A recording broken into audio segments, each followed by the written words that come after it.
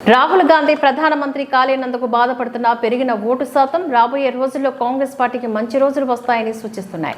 Congress party నియోజకవర్గ నాయకులు yes Reddy Saheb ఆధ్వర్యంలో మాజీ ప్రధానమంత్రి స్వర్గీయ ఇందిరాగాంధీ విగ్రహానికి పూలమాలలు వేసి నివాళులర్పించిన కాంగ్రెస్ పార్టీ నాయకులు. ఈ సందర్భంగా రెడ్డి సాహెబ్ మాట్లాడుతూ ఎన్నికల కోడ్ కారణంగా 3 నెలల పాటు ఇందిరాగాంధీ విగ్రహానికి ముసుగు వేయడం జరిగింది అని, ఎన్నికల కోడ్ ముయ్యగానే ఇందిరాగాంధీ విగ్రహానికి ముసుగు తొలగించి శుభ్రం చేసి రంగులు చేయడం జరిగిందని వెల్లడించారు.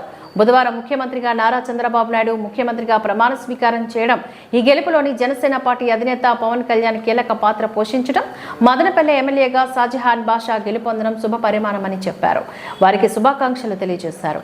మదనపల్లె అన్ని విధాల అభివృద్ధి చెందాలని ఆకాంక్షించారు.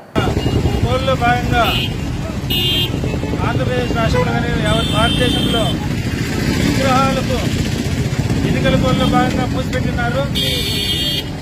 ఈ మధ్యనే కోడ్ ఎత్తేసిన సందర్భంలో మదనపల్లి కాంగ్రెస్ పార్టీ తరఫున ఇందిరాగాంధీ గారికి మొత్తం పెయింట్ చేయించి శుభ్రం చేయించి ఈరోజు పూలమాలతో శ్రీమతి ఇందిరాగాంధీ గారిని నమస్కరించుకోవడం జరిగింది. అలాగే ఇంద్రమ్మ మనవడు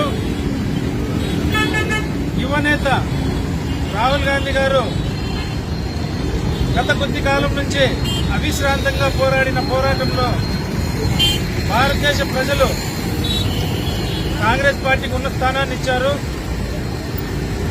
మోడీ గారికి దిమ్మ తిరిగే ఓటు శాతం ఇచ్చారు.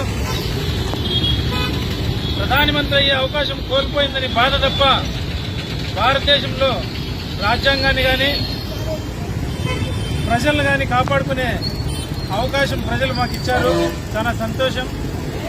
అలాగే రేపు